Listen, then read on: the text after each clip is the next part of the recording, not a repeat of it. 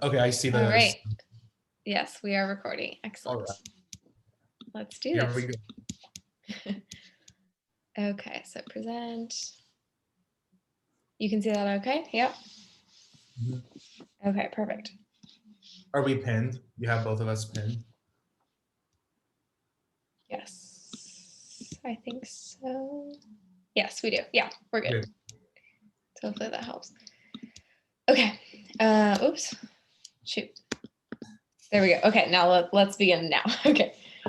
So Shaunt and I will be presenting about parent-child relationships, and our overarching question is, how does surrounding culture change communication patterns within parent-child relationships as the child ages? Thank you for listening to our presentation today. So for our interview, I interviewed my uncle Levon. Levon is the brother of my mom. He is 40 years old. He has a son who's now a teenager. He's a skillful architect and has been working ever since he graduated college here in Santa Monica. He was born and raised with his family in Aleppo, Syria, but moved here in his early teen years. He has experienced how communication styles can drastically change depending on where you live in this world. Throughout the interview, I focused on his childhood relationship with his parents, his childhood relationship with his siblings, the tone or style of communication which he had with his parents while growing up, how communication changes once immigrating to a different country, and his current style of communication with his own son. So, Levon grew up in a very loving family which focused on centering their lives around one another. Their relationship was built on honesty, tradition, and respect.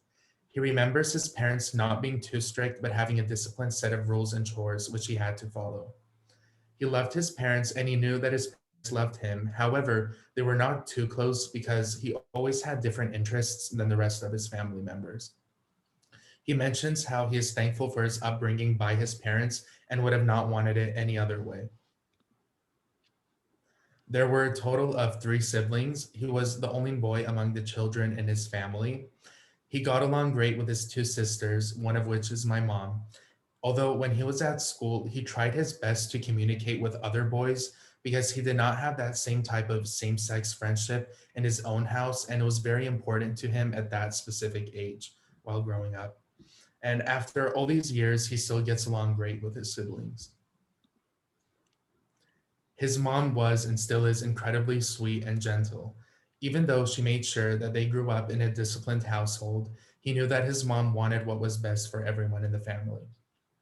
He mentions how he is thankful for having a mom like her because when he would have rough days at school with bullying, he always felt safe coming home and communicating to a loving and dependable mom. He recalls that his father was very laid back. Growing up, he felt comfortable having discussions with his dad because of his calm mentality. He says how he believes that a lot of his personality traits actually come from his father. He was happy to have another man in the house which he could look up to and take advice from. He says how his communication tactics were much more disciplined and valued in Aleppo, Syria. A majority of the people in their specific town shared the same Christian cultural traditions and value system, which his parents expected him to follow. It was a requirement of their culture to show great respect to parents and to all elders. However, when they moved to the United States, he noticed how his communication values were quite different. He says that things were much more loose once moving here over in his early teens. He did not feel the need anymore to be as close to his parents or his siblings. His communication transitioned more towards his friends than his family once he got accustomed to the culture here. He states that the disciplined style of speaking is incredibly important to his current household. He remembers the way which he respected his parents growing up. Therefore, he wants his child to inherit those same communication behaviors and hopefully continue to pass it on to the next generation. It is a meaningful tradition to him, which he does not want to see disappear. So now I'll talk about my interview with my grandmother, Lois Gubatosi. She grew up in San Diego, California. She had one sister, was raised by both her parents, and was raised very Catholic and had a lot of freedom. So she uh, had a really good relationship with her parents. She says her parents were in love with each other, so her home was a happy one. She was not as cooperative as her older sister and mentions being a little bit lazier, but her parents were always there for her and loving. They were very supportive in her efforts to travel. In fact, they let her travel to Manhattan at age 16, and she stayed there for a whole 6 weeks in the summer, mostly alone. Um, and her parents always supported her no matter what she wanted to accomplish. And she was pretty well behaved. She worked hard, was well educated, well disciplined, and always had chores, which she did not always do, but she had them. She says, growing up in a happy home makes all the difference. Her mother spoke very standardly to Lois as a young woman. So she was kind and respectful, but not overly loving or gentle. Lois's grandmother had lost a sibling to a fire, which really altered how she raised her own daughter, Lois's mother. Lois's mother talked about the discipline, but did not do it herself. So she typically deferred to her husband, and Lois's dad was the one who disciplined her. So Lois's mother spoke with love to her, but not any more than the average mother, is what Lois says. She was supportive and kind to her as a child. Lois's father had been more tender with her, but also was the one to hold up behavioral standards. So if she misbehaved, she would maybe get a spanking. So she had about 8 in her lifetime. Her father always told her what she did wrong, why she was being spanked, and then that was it. So he was always very clear about the issues and moved on quickly to being loving and tender after the discipline. And he was always supportive of her financially and emotionally. And my grandmother says they always supported me financially and emotionally to do what I wanted. Um, as they grew older, all of them, they became more equals in authority, and they supported Lois at any age. For example, when my grandmother graduated college from University of Laverne, her parents had given her a loan in addition to her own savings to take a trip to Europe.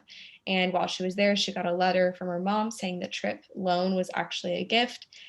So they were very generous with her and really wanted her to be able to have experiences that she wanted. Lois does mention that her mom became more critical of her as she became older and grew into adulthood. She was critical of her choices and behaviors, even as my grandmother got her degree and raised successful children. So Lois's mom would exploit her friends on Lois's behalf, which started when she was about in her teenage years. And that was something she was very embarrassed of, and the only major conflict with her mom. In terms of how Lois's communication with her parents influenced her communication with her daughters, my mom and my aunts, she says it was pretty consistent. So my grandfather Mike and my grandmother Lois had some difference in upbringing, but they definitely took on some of their parents' behaviors. So my grandmother mentions that she, like her mother, was more rigid and focused on holding up expectations, whereas my grandfather Mike, like her father, was more tender and the disciplined one. Um, but they were generally pretty consistent, other than him being my grandfather being a little bit more tender and disciplined, which is something my grandmother took from her own parents. She also became more equal in authority with her own children as they grew older, and she became a little bit kinder to them, she says.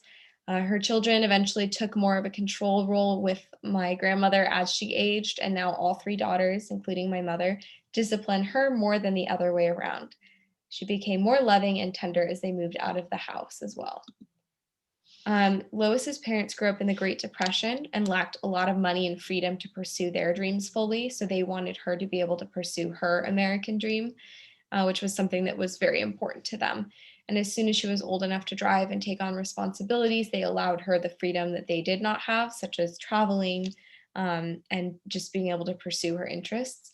So Lois became a teacher after getting a bachelor's from University of Laverne in talented and gifted education.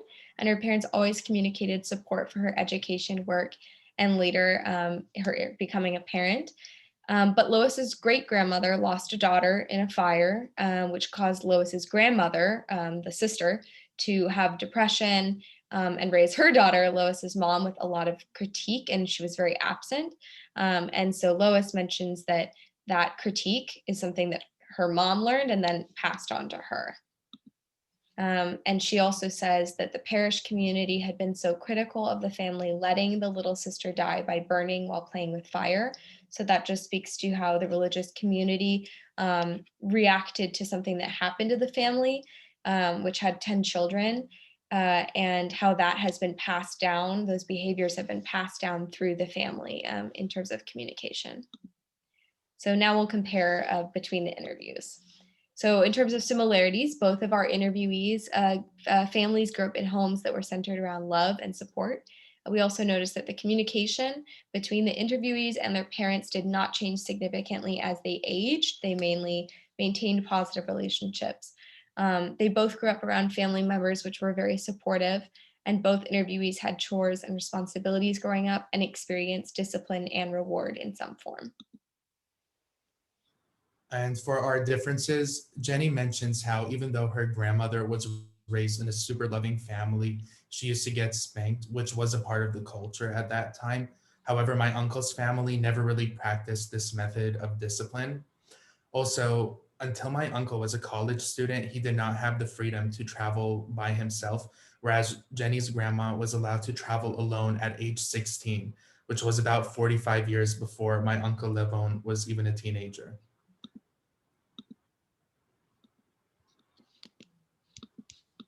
I'm trying to switch to the next slide, but it's not working. Oh, there we go. Let me try that again. Okay. So both of our interviewees had a lot in common. No matter where you come from in this world, our beginning to life is centered around family. This has an everlasting impact on the way which we communicate and on the way which we influence future generations to communicate.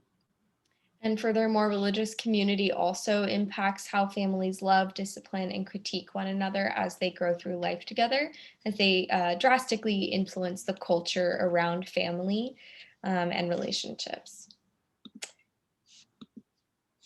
And not working. Well, thank you for watching our presentation, and we hope that you learned something from it.